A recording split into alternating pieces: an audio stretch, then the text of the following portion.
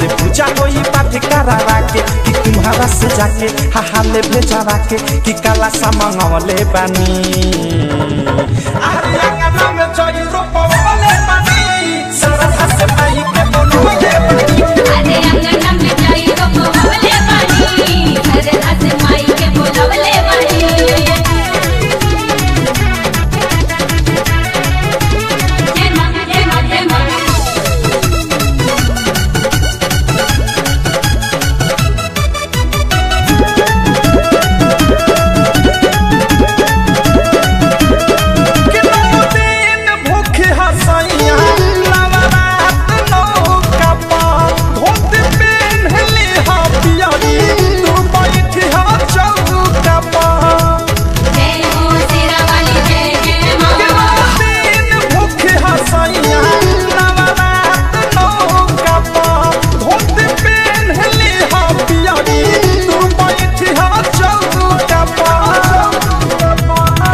कसैली के छाक लगैनी के रात पर सजवले बानी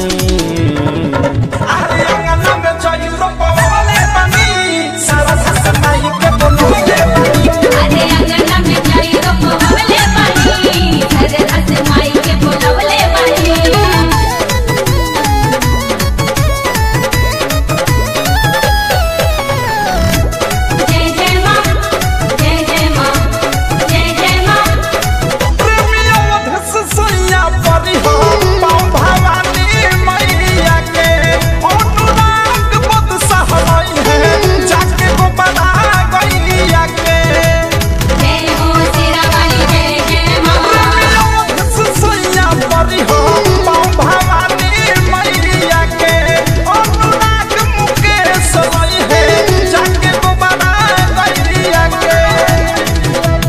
फुलावा जे चढ़े मलिनिया के घरे ऋतिक राज के भेजवले बानी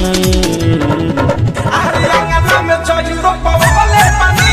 सरधा से माई के बोलवले बानी अरे अंगना में चोरी रोपवले बानी सरधा से माई के बोलवले बानी के सैया पंडित जी के लाई बोला के घरे पूजा होई पाठ करावा के कि तुम्हारा से जाके हाले भेजावा के कि काला सा मंगवले बानी